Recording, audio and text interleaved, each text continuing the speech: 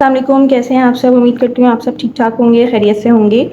आज हम exercise 10C question number 11 solve करेंगे और D2 अपडेटेड एडिशन जो न्यू बुक आई है मैं उस बुक से ये क्वेश्चन सॉल्व करवा रही हूँ। करवाने से पहले आपसे रिक्वेस्ट करूँगी कि मेरे चैनल को लाइक और सब्सक्राइब कर लीजिए। तो चलिए स्टेटमेंट को रीड कर लेते हैं। ABCDEFG is a regular heptagon. यहाँ पे एक रेगुलर हेप्टागन की बात हो रही है जिसकी 7 साइड्स हैं। ठीक है, हेप्टागन यानी कि 7 साइड्स वाला पॉलीगॉन।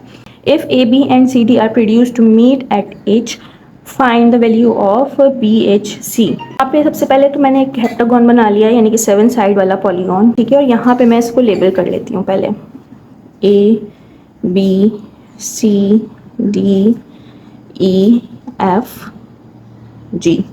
ठीक है, यानी कि AB और CD एक लाइन प्रोड्यूस करेगी और वो मीट एच पे होगी। ठीक है, यानी कि AB को अगर हम इसको थोड़ा सा और इसको आगे बढ़ाएं पे ये H है।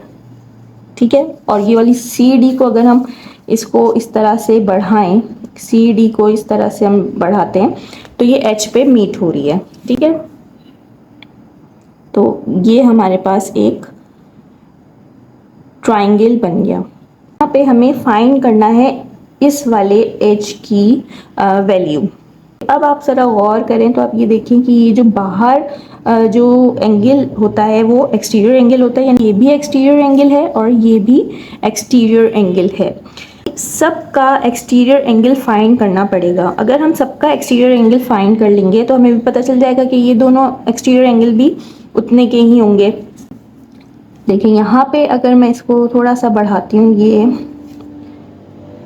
इसको इस तरह, इसको इस तरह, इसको इस तरह, इसको इस तरह। ठीक है, अब ये वाला देखें, ये वाला एंगल हो गया, ये वाला एंगल हो गया, ये वाला एंगल हो गया, ये वाला एंगल हो गया, ये वाला एंगल हो गया। ठीक है, तो ये सारे क्या हैं, एक्सटीरियर। तो इसी तरह ये वाला एंगल है और इसी तरह ये वाला एंगल है, तो ये दोनों भी एक्सटीरियर एंगल हैं। तो एक्सटीरियर एंगल कौन से होते हैं, जो आउटसाइड बन रहे होते हैं। इनसाइड वाले इंटीरियर होते हैं। अगर वो इनसाइड बन रहा होता है तो इंटीरियर होता है, और अगर आउटसाइड बनता है तो वो एक्सटीरियर एंगल होता है। और मैं आपको पहले भी बता चुकी हूँ कि sum of exterior angle of any polygon is equal to 360 degree, यानी कि हमारे जो एक्सटीरियर एंगल जो होता है उसका सम जो होता है वो 360 के इक्वल होता है। तो हम यहाँ पे उसी को फॉलो करेंगे और हम सबसे पहले हम अपने एक्सटीरियर एंगल को फाइंड कर लेंगे। तो यहाँ पे मैं स्टार्ट करती हूँ सोल्यूशन। यहाँ पे मैं मेंशन भी कर देती हूँ सम ऑफ एक्सटीरियर एंगल ऑफ, यहाँ पे हेप्टागन है तो यहाँ पे मैं लिख लेती हूँ of regular heptagon is equal to 360 degree. Find करना है कि हर एंगल जो है ये एक्सटीरियर एंगल वो कितने का है, यानी कि हम क्या करेंगे, कितने साइड वाला ये पॉलीगॉन है, 7 साइड वाला पॉलीगॉन है तो हम इसको डिवाइड बाय 7 कर देंगे। यानी कि हम यहाँ पे लिखेंगे size of each exterior angle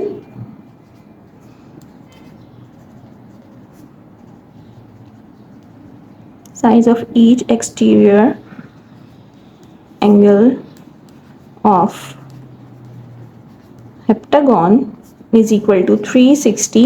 ठीक है, 360 को हम डिवाइड कर देंगे 7 से। 7 से क्यों डिवाइड किया, क्योंकि ये हेप्टागन है 7 साइड वाला पॉलीगॉन, इसलिए मैंने यहाँ पे 7 से इसको डिवाइड कर दिया।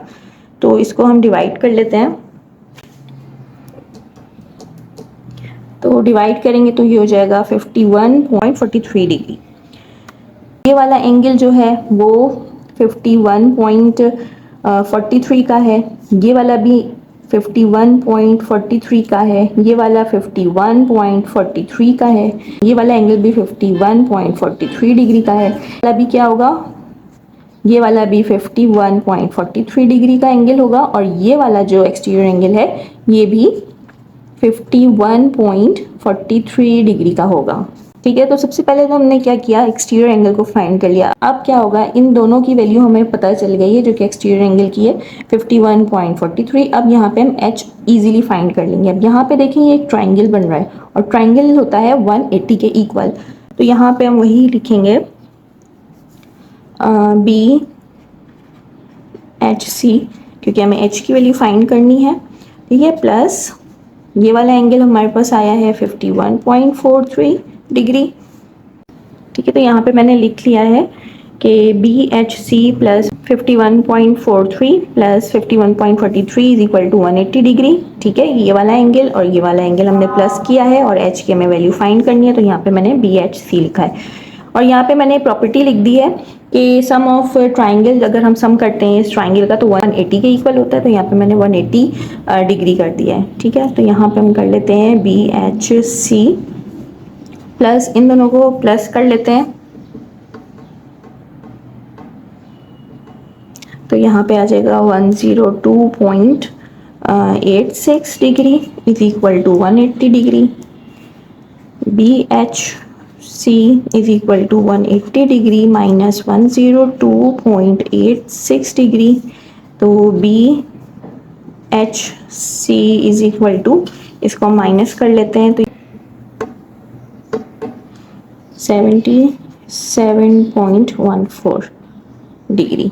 ठीक है, तो ये हमारे पास जो एंगल आया है ये है हमारे पास 77.14 डिग्री का। मैं आपको दोबारा रिपीट कर देती हूँ क्योंकि कुछ स्टूडेंट्स ऐसे होते हैं कि थोड़ा सा इनको समझने में डिफ़िकल्टी होती है। देखें, सबसे पहले तो आपको ये पता होना चाहिए कि एक्सटीरियर एंगल जो होता है वो 360 के इक्वल होता है। ठीक है, कोई भी पॉलीगॉन है, रेगुलर पॉलीगॉन है, वो 360 के इक्वल होता है एक्सटीरियर एंगल। तो यहाँ पे हमने क्या करना है, देखिए यहाँ पे ये कह रहे हैं कि ए बी से जो एक लाइन है वो आगे जा रही है और सी डी से भी एक लाइन आगे जा रही है और जो कि एच पे मीट कर रही है। ठीक है, तो यहाँ पे मैंने यही किया है कि इसको थोड़ा सा हमने बढ़ा दिया और यहाँ से भी मैंने बढ़ा दिया, तो ये एक ट्राइंगल की शेप में बन गया। अब क्या करना है, ये जो एंगल है हमारे पास, ठीक है, ये हमारे पास एक्सटीरियर एंगल है। एक्सटीरियर एंगल कैसे हैं, देखिए हम यहाँ पे मैंने आपको समझाने के लिए इसलिए यहाँ पे इसको एक्सटेंड किया। देखिए यहाँ पे ये लाइन जा रही है, ये लाइन जा रही है, ये लाइन है, ये लाइन है। हम थोड़ा सा इसको आगे करेंगे तो ये हमारे पास एक्सटीरियर है। एक्सटीरियर एंगल क्या होते हैं, जो आउटसाइड बनते हैं पॉलीगॉन के, और इनसाइड जो बनते हैं वो इंटीरियर एंगल कहलाते हैं। तो यहाँ पे जो आउटसाइड बन रहे हैं वो एक्सटीरियर एंगल है। तो ये एक्सटीरियर एंगल देखें, ये इसको देखें, हर एक्सटीरियर एंगल को अगर हम थोड़ा थोड़ा आगे बढ़ाते हैं तो यहाँ पे आपको पता चलेगा कि ये भी एक्सटीरियर एंगल है और ये भी एक्सटीरियर एंगल है। अब हमने क्या करना होगा कि इन सब एक्सटीरियर एंगल को हमें फाइंड कर लेना है कि हर एक्सटीरियर एंगल कितनी डिग्री का है। इसके लिए हमने क्या करना होता है कि 360 यानी कि sum of exterior angle of any polygon और हेप्टागॉन इज 360 डिग्री। इसको हम डिवाइड कर देंगे 7 से। 7 से क्यों डिवाइड करेंगे, क्योंकि हमारे पास यहाँ पे हेप्टागॉन, रेगुलर हेप्टागॉन का वर्ड यूज हुआ है। हेप्टागॉन यानी कि 7 साइड वाला पॉलीगॉन। तो यहाँ पे हमने क्या किया है, हर एक्सटीरियर एंगल को फाइंड कर लिया है जो कि आया है 51.43 डिग्री।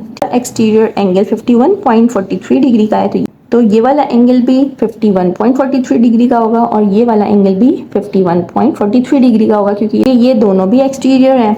अब आप यहाँ पे ये नोट करें कि ये ट्राइंगल बन गया है। ठीक है, और ट्राइंगल जो होता है वो 180 के इक्वल होता है, तो यहाँ पे मैंने वही किया है। फिर हम इसको सॉल्व कर लेंगे तो इसका आंसर आ जाएगा 77.14।